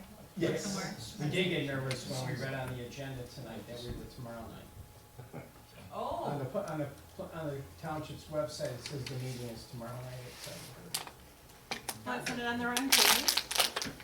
There was a double asterisk there for holidays, and I guess we sat in the parking lot, and I hope it's tomorrow. oh my goodness, I'm Oh, I'm so sorry. It's okay, we're here, it worked out great. Yeah, okay, good. So, Yeah, so my name is Ben Gorman. I work for Key Capture Energy, and I'm joined by Elliot Browning, who also key works for. capture? Yes. I'm developing the project that talked with Zach Michaels that triggered the discussion of a potential zoning ordinance amendment. I have my business cards that I'm going to provide to all of you, and if you all have any questions, I think Sarah did a fantastic job of providing a fair presentation with and well-researched answers to the questions. Additionally, happy to be a resource to you all and in support of something that would support the community. Oh yeah. So additionally, some of our representatives. I was unfortunately unable to join the meeting that happened in November. Sent Tim and additionally our environmental contractor that's supporting the development of the project. So we tried to respond to the questions that were posed at the last meeting. Additionally, if you want elaborated responses on what we provided, additionally, happy to support. We're two developers. We're supported by technical staff, safety staff, construction staff, operations staff. So we can do our best to fill in the gaps. If the two of us don't have an answer, it's likely someone on our team does, or someone we work with closely may. Do you have an answer to Bob's question about when there's a fire and the gases, or what's? Yeah, so, and before we get to that, I was saying, we are a rural community. Mhm. We have an urban services district that looks just like a farm field, I know they're putting some utilities and stuff in there. It's been a long, drawn-out process. So that's important. About what kind of safety issues, what happens with this stuff, what's required of us. So that's important. Yeah, so in the event of the fire and gases, we work closely with this group called ESRG. I believe it's Energy Storage Response Group. However, forgive me if that's the wrong acronym. It is run by a former fire chief for Fire Department New York, who in his retirement really spent a lot of time focusing, because New York was one of the first states to start proposing and building storage. His name is Paul. His last name is blanking on me, but he started this group just to provide guidance about fire safety, particulate safety, but fire safety with his background is kind of where he lands. Anyway, they've done a lot of studies on emissions that would come with a fire event. They are, you're correct that there is some emissions. In the studies they've conducted, it is very similar to that of a structural fire, like a house fire. I can provide, I can talk to folks on my team and try to provide a more in-depth answer. But from our work with ESRG, who's focused specifically on fire safety, that is what we are aware of. So they're gases or no? Sorry. There are. Yes. I'd say it's not much more than a structural fire. Okay. Mm-hmm. So the containers themselves are like sealed containers that are sealed containers, and they're monitored by a battery management system that can shut off a particular battery module within a container, or island a specific container itself. And so the fire will largely be contained to that container. And what we know, what I personally know about the emissions is that it'll be contained to that container or module itself, and the emissions will be similar to that of structural fire. There'd be some way that they extract those emissions from that container. There must be some way that they do that. Extract the gases from that container. I can look into that a little bit further, but I guess I don't. Can you elaborate what you mean about extracting the gases from the Well, container? there's gases coming from these batteries. Mhm. Where do they go? I mean, if they're trapped in a container. Oh, yeah. I mean, Because they're still doing studies on these gases from these lithium batteries. They're not even done yet with the studies to see the full effect. So you're gonna have gases in that steel sea container, and I'm just wondering how that's exhausted. yeah. So there's often ventilation systems, but I think it's an evolving process, and new batteries are going to have different. Going to be safer than the ones that are previously out there. I think to speak any more on that, I'll have to talk with one of our safety professionals, but it is definitely a great question. Thank you. Bruce, did you have a question? I don't have a question, I just have several comments. Okay. I didn't know if you'd be able to indulge some of the comments. Okay.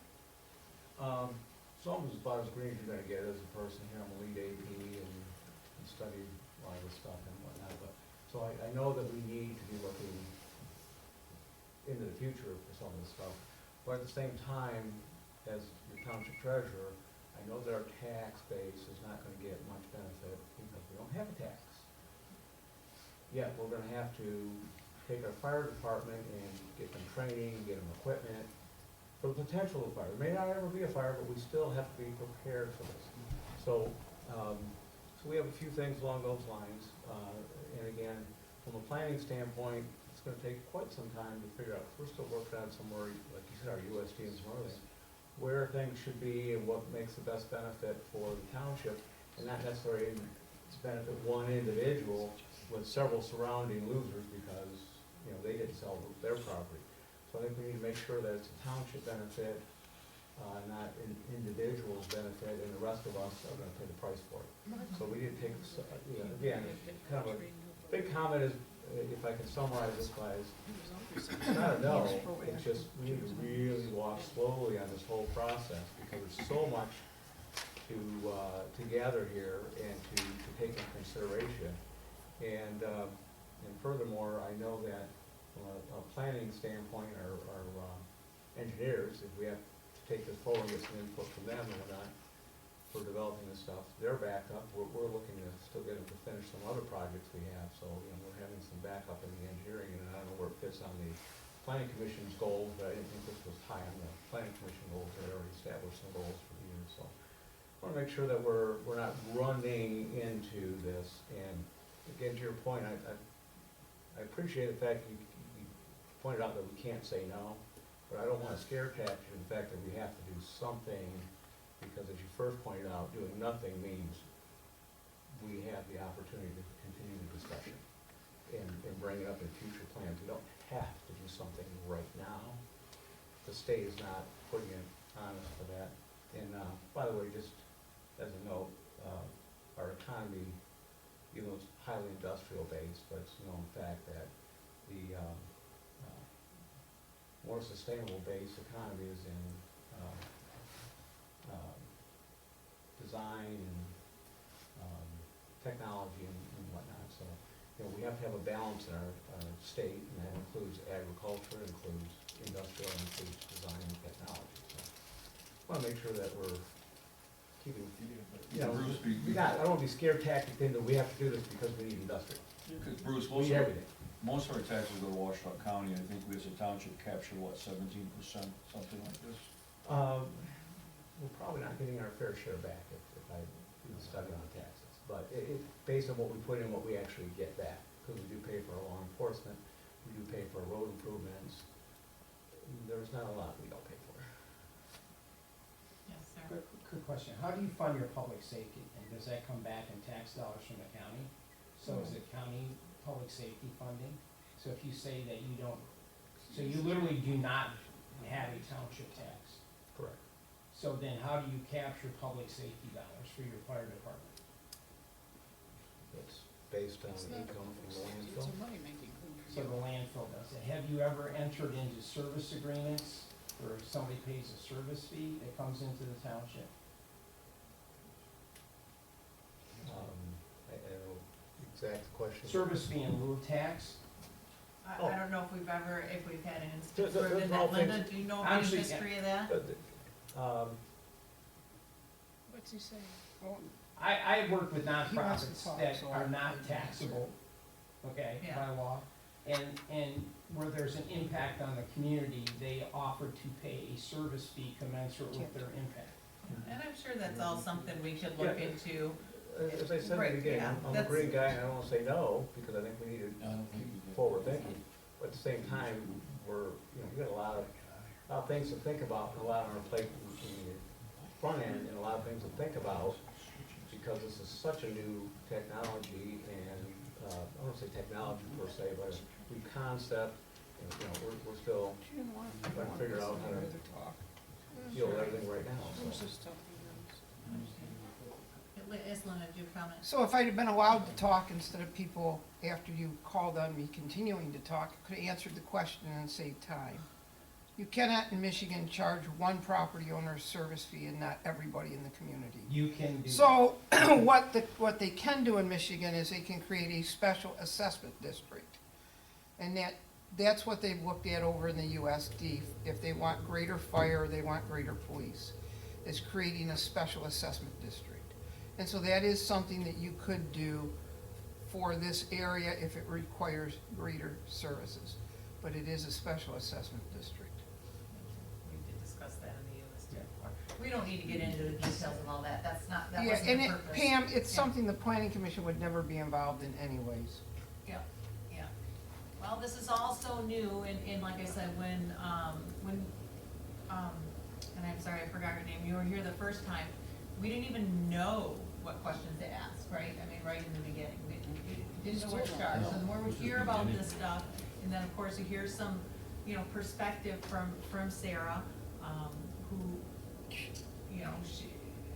she understands what some of our needs or our questions are, so the more we hear about this, talk about it, and then obviously, us all being on the planning commission, or it's just being a resident of Salem Township, and there's articles somewhere, whoever, there's still print out there anymore, it's our responsibility to look into that and figure it out, but it is still very new. It's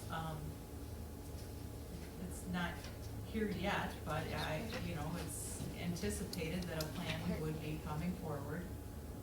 We don't know exactly when, a lot of the research sounds like isn't quite done yet. They're trying to feel us out, we're trying to feel them out in the whole situation, so that was the purpose of this.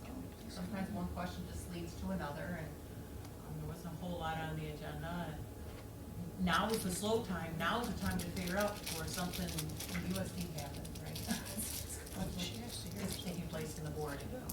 Yes, Bart? Just a little specific, but for your project, within one, I'll say just high use day, what's the percentage swing that would, the high to low, back to high, that your storage facility that you're looking at doing would swing?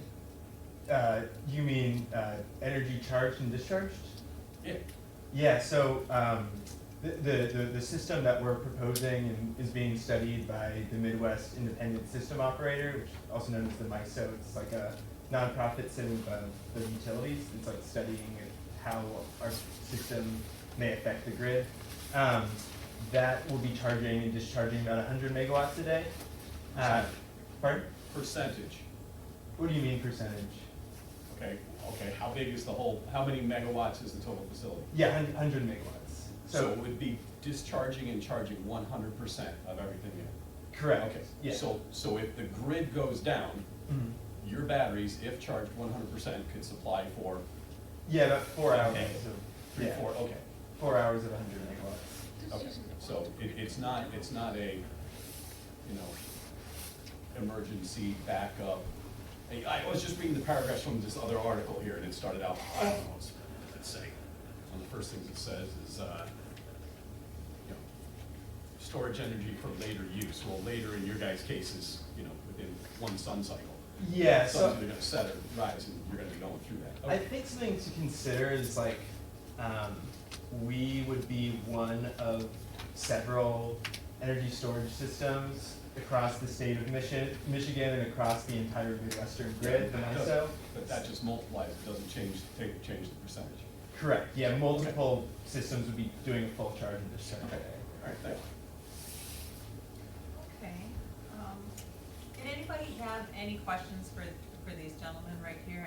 I know they, came a long ways, they traveled, it wasn't just down the road, so, they were kind enough to come here and be experts. I'm not sure we have that many expert questions yet, you know, unless you guys have decided where you're looking at in our community to put something. Has that a decision made on that? Yeah, so we do have a lease option across from the substation on Tower Road. I think that, you know, as Sarah pointed out, there's only like so many locations that are really affordable affordable in terms of like an interconnection perspective into the grid, and those are often next to substations.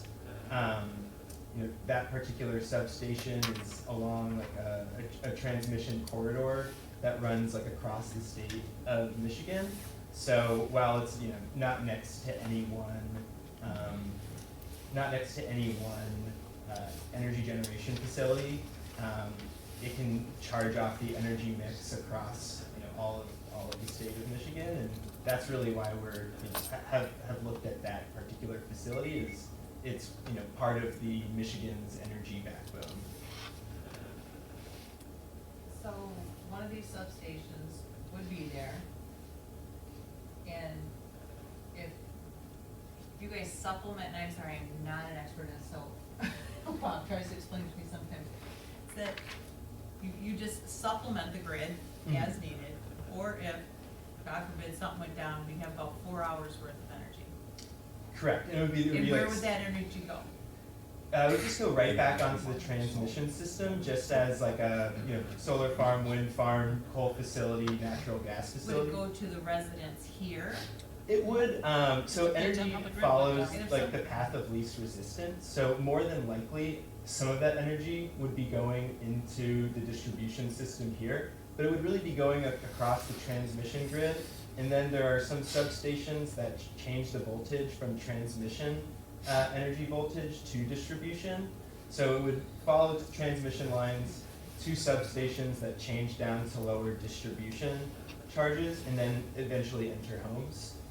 You know, I can't say that it'll go specifically to the house next door, but energy follows, you know, it follows where energy is used. So more than likely, some of the energy will be going to Salem Township residents.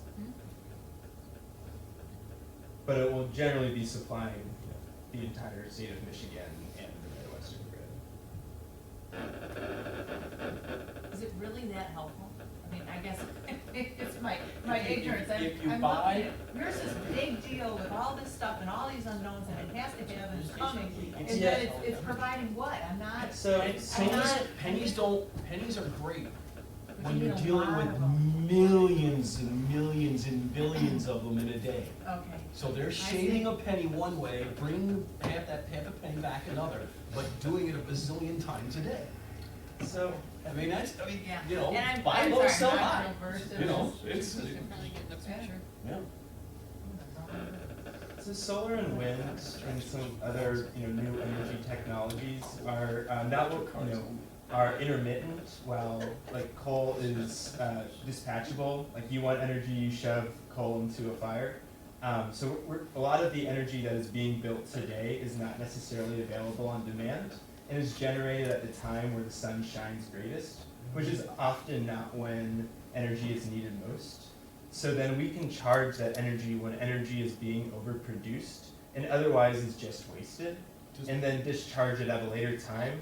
So it really kind of takes the existing underused energy and then provides it at a later time when it's needed. It's like refrigeration, but for energy. Like energy is one of the few commodities that we have that isn't stored. You know, even food is sometimes in food banks. We have large, salt is stored in large containers. This is like that version, but for. Does Michigan have the capability to overproduce electrical demand by wind right now? You know, I'm not an expert on the Michigan energy mix. Do they have the capability to do it by solar right So now? I think the thing that's important to consider is like things built in Michigan are also supporting energy in different states. Like it's a part of this like regional transmission authority called the MISO that so you know I can't speak for Michigan's energy mix specifically, but across the Midwest and across the U.S. there's a lot of overproduced energy, and it is you know there are coal plants and other plants that are targeted to be taken offline, and so to be able to keep the lights on, there needs to be infrastructure that provides energy resiliency, and energy storage is a part of that energy resiliency plan to help keep the lights on as the grids transition. So, I know California, or, you know, when you read the news or hear the news and all this kind of stuff, and out there where they're having these rolling blackouts, brownouts, or whatever, they've got a lot of flat land out there. Are these things being put out there where these people are having the issues? Yes, so there's a lot of that. Is that the biggest focus, is this open space out there where they have all the space for wind, where they have all the sun? Michigan does not have a ton of sun. So one of the hottest markets in the country for energy storage right now is California, and that is where some of the I don't know this for a fact, but I believe if not the most operational projects, one of the most operational projects are like in the state of California, and that is like directly to fight the rolling blackout problem and make sure that overproduced energy, because there's a lot of solar in California, and so energy storage is being built to try to fight that. So is there any data on how much these things have helped improve that situation out there? I do not have I'm sure that I could pull something or talk to somebody on my team about Like studies that blackouts have have been been. going on for this long, so we've done this, but yet I know it's new. Mhm. We're just trying to have a good understanding of the added value I think that's a great question. to what's actually going on, and that would be the place, to me, that we might be able to find something of how is it impacting out there?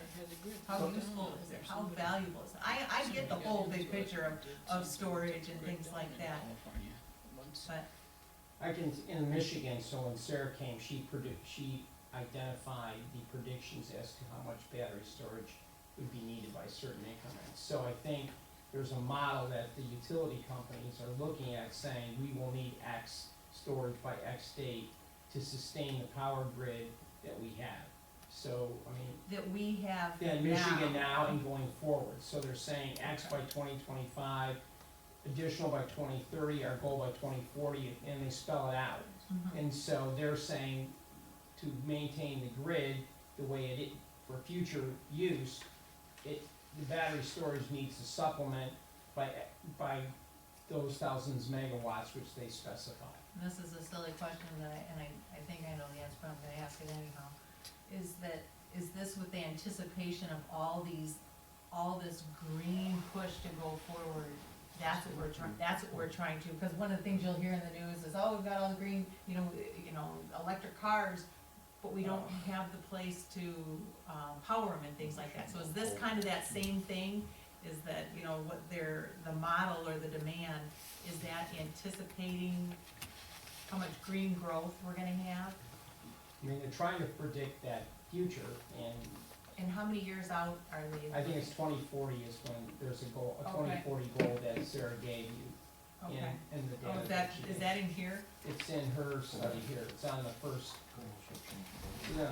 page, it might be on the second page.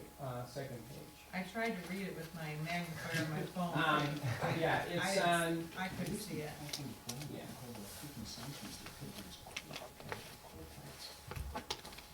Well, she said she'll send it to us out, There's a yeah, there's a 2025, short-term goal. yeah, so by 2040, I think it was 7. To be honest, those numbers really don't mean anything to me. They're not not very helpful. I mean, So maybe it's if- helpful like, to- like, when you come to us, you know, you show us these big numbers, I don't know, maybe these guys know, but those numbers really don't mean anything to me. I agree It with doesn't you. tell me where I'm starting, it doesn't tell me where I'm ending, it doesn't tell me where in the middle, it doesn't tell me the time So, like, frame. You know, How many households does a megawatt support? I'm like you, I don't know what a megawatt does, and I've done solar and wind now since 2011, okay? So I think of like, tell me in households, so if you're gonna build this wind facility, so in megawatts, you know, how many households in a community are you gonna support? It's like, when you build a Exactly. wastewater sewage plant, you know, like how many RUs per apartment and house, right? That's how I think, maybe we can give you better answers that way, and make say, it relevant to, Yeah.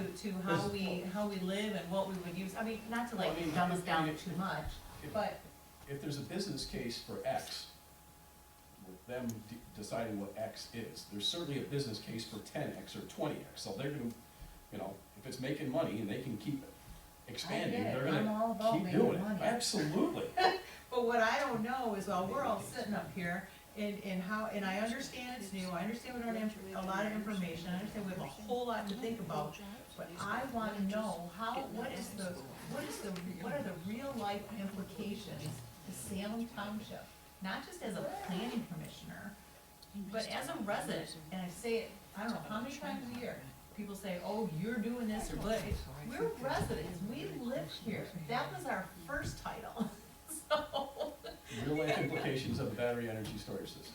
yes. Nothing necessarily good unless it just shows up in our pocketbooks. They're measuring it by dollars.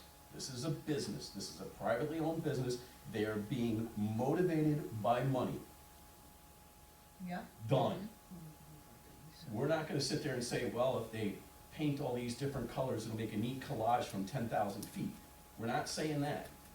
I mean, that's not, you know, that's not a benefit that the township will have. I mean, it's gotta come back in our tax base, it's gotta come back in maybe lowering our electric bill or whatever. And that, how else are you gonna measure it? No one's Well, gonna sit there and say, oh, like I they do love in the driving dump. past it, I hope they get a tram car. So that's what, when I was talking with you and to Zach, the community wants to know, what is the benefit to us? You guys are coming in, and we get that you can't, you know, we can't say no, we understand that, we need to think about this and plan. But one of the things, what's gonna come back to us is, we wanna know, what's in it for us? And Bruce added. We're not trying to shake anybody down or anything like that. With our taxes and everything, and farmland is important, open land preservation is important, and we've got it on our thing, we've got it on every agenda we have Bruce is on a committee, that's important. So I guess what I'm saying is, when you, thank you for coming, we appreciate it, but when you come back, you know, these are gonna be the things that we're looking for. How does it apply to us? Is there a benefit to us? We know we have a responsibility to the planet and all that kind of stuff, we're all about that, we're not trying to shut anybody down or anything like that. But there has to be a common sense approach to this in the community that we live in. Parks and Rec preservation. Completely understand. Okay, Well, you said it was only. that's it, I think all my questions have been answered Cross Tower. for now, you know, I Well, guess I Cross see too Tower many things would come be up and I try to read more and try to educate myself. So, but I find it those hard are to the believe kind that of, they and live around I us. think that's probably Well. true for every community. Mm-hmm. You know, say, oh, the tax base, the benefit, they talked about construction, That's short term. that's very short term. It's kinda like come in and put it done, and then we live with it, and the sound and all that kind of stuff, all those things will need to be addressed, just as they would any other plan. We did a little bit of that in the first paragraph, trying to be responsive. So other than the fire questions that were raised, there's no public services required. So so you're getting tax dollars without commensurate. Now granted, they go to the county, they come back to It's you, vacant land with but nobody there. there's not a cost to the township, and it's not huge agricultural land, there's a small footprint, and you know what that footprint is from now till the end of the useful It life has to be. of the facility, 20, 30 years out. So you know what. Well, it's forever. It's Well, yeah, so because forever, she so said take that the it's 20, not gonna go right, say anywhere, take the the 10 or community- 15 acres, you Right. know what that is, Right. okay. And I think Bruce said, we pay for our own police, right? We've got our 2 shares that we pay for through our stuff at the dump. Our fire department you said that comes from, There's a budget, we're about to set our budget, and that's, Yeah. that's a We- big, we big contribute number. a lot of money Biggest number in our budget is the fire to department. our roads. So, I mean, we can, that's why I raised that question about how do you fund that? Right, And, right. and I've gotten a couple of answers back, and we can, Yeah, and that's down the road, we're looking at what's gonna. we don't wanna we're gonna cost get on you. it. For We don't- peop, well, it's not that you're gonna cost us. Every other Generally, development in I've every ever done business costs deal- communities money, Hey, right. okay? They cost communities money. Right, So you but put in in- every business deal, it should be somebody gets something, right? What are we getting? Yeah, no, it's all in the future. It's Yeah. all be thrown out there. And I'm just saying, that's kind of what our community, we're giving up these things for this, and, you know, is there a benefit to it? I guess I could answer it this way. We should Every get a time- percentage of the every- tipping fees like a dump. Every time you've done a, you know, to the person who wants a rural agricultural land, every time you add another house in the township, that person says, am I benefit from that house being there? I mean, same kind of point, because you lose that land. So, I mean, we're adding a value-added project that provides electricity. Will it actually, it's not sold to the township, it goes onto the grid. The beneficial is through that process along with the dollars paid. And we can look at other things beyond that, but we didn't wanna lie to you in the information we gave you either. We were very honest with you about that. Sure, sure. Okay, yes, Linda? So I know they're not gonna disclose who has the option, but I'm interested because across Joy Road, Fishbeck's in the green belt from Ann Arbor, and so his land has a conservation easement on it. And across Tower Road, the forests are in Parks and Recs Conservation, and they also have a covenant on it. So I'm kinda interested, because I don't think either one of those covenants currently would allow this. I bet you these guys are hearing that for the first time. So I just bring that Look to it your up on attention, map. that all this time that we put into this, based on what I heard tonight, if they're talking to either Arlene DeForest, Howard DeForest, or Fishbeck, I don't think it's gonna happen, because I have a covenant on my farm, and I'm well aware you can't do something like this. Well, I tried to look it up on the map, and we went through all that. We need to learn about it anyhow, because it's a good possibility, it will be coming, we need to know what to do with it. And Pam, if they wanna make a contribution to the community, one of the things. Flag Day. Flag Day, absolutely. They can become one of the Flag Day sponsors, and the next time they sit here, they can tell you that they've at least contributed to probably the largest single activity that our community has. Fireworks. Yeah. Always an option. All right, are we ready to go Okay. now? Well, you all survived. Thank you. Thank you for having us. It was Thank you a- Thank you, guys. Thank you. Thank you. Okay, old business items none? Yeah. Reports of commissioners and correspondence, board of trustees. TJ's, she said he has pictures for planning decisions in Florida. Apparently there is a parallel parking on the wrong side of the road.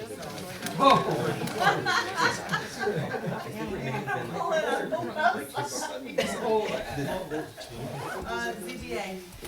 Nothing. Land preservation, conservation. All right, thank you very much. Don't forget, you gotta read it. Of course. Discussions on some of the. I had to sit through 2 hours of your stuff, you couldn't read it. Thank you. Appreciate you guys. So we're kind of working that. Sure. And we're looking for opportunities, obviously. Preservation opportunities. It wasn't bad. Never can tell. And appreciate your comments. It's all new to us, so thank you. Spot Yeah, on. happy to answer any more questions you may have. Ordinances And At first. Thank you. Yes, Appreciate it. preservation. Happy to answer any Yeah, questions, right. great questions on the case today. Thank you. planning consultant review, probably none, right? Uh, Put your dates out there. Is it, they're fine? Did they read the wrong one? I mean, Okay, good. Approval of the minutes of August 15th. Oh, hold on. December Hold on. December 20th. December No, 20th. this is my November. Okay, I'll make a motion. Here I was thinking, you know what, I'll get out of work, I'll just fly right in. Mine's here. good. It's November. Can I make a motion then? Yes. Okay, I make a motion to approve the Salem Township draft of the December 20th, 2022 minutes as submitted. We I have a second. All those in favor of approving the minutes of December 20th. 20th, 2022, say aye. Aye. Opposed? None. Public comment? I'm sure there's a lot. Go ahead. Would you please tell me who got voted for what? We couldn't hear a thing back here. Oh. They You're voted nominated in. myself for chair, Kevin for vice chair, and Daryl for secretary. Thank you. I know, it was messy. It was not that it was messy, is everybody turned their head and nobody had their mics on. Yeah, they tend to go. Sarah was the only one that didn't need a mic. And hers was on. God bless her. It was on. Okay, chairperson comment. Bonnie, thank you for, and Linda, for bringing that up about the elections. About reading the bylaws. Yes, yes. We talked about it earlier. There's apparently difference of opinion or whatnot, but we got it done. And we got it done, that's all we can say, so. We're very happy with the results. Yeah, I just wanted to, We couldn't nominate a new, for a. You can nominate a who new- the guy is. Probably not. yeah, we don't know who it is, and it can't be TJ, so. I think we got a good choice. We got a good pick. You know, you get what you get, you don't throw a fit. Okay. That's right, don't throw a fit. Okay. Comes- All right, this is a very long meeting, I did not expect it to go this long, we're adjourned at 9:38. Thank you. Okay, Where the hell's my agenda? Everybody else. You want this You here? don't have to go home, just stay here. No, I don't want that, it's so trash.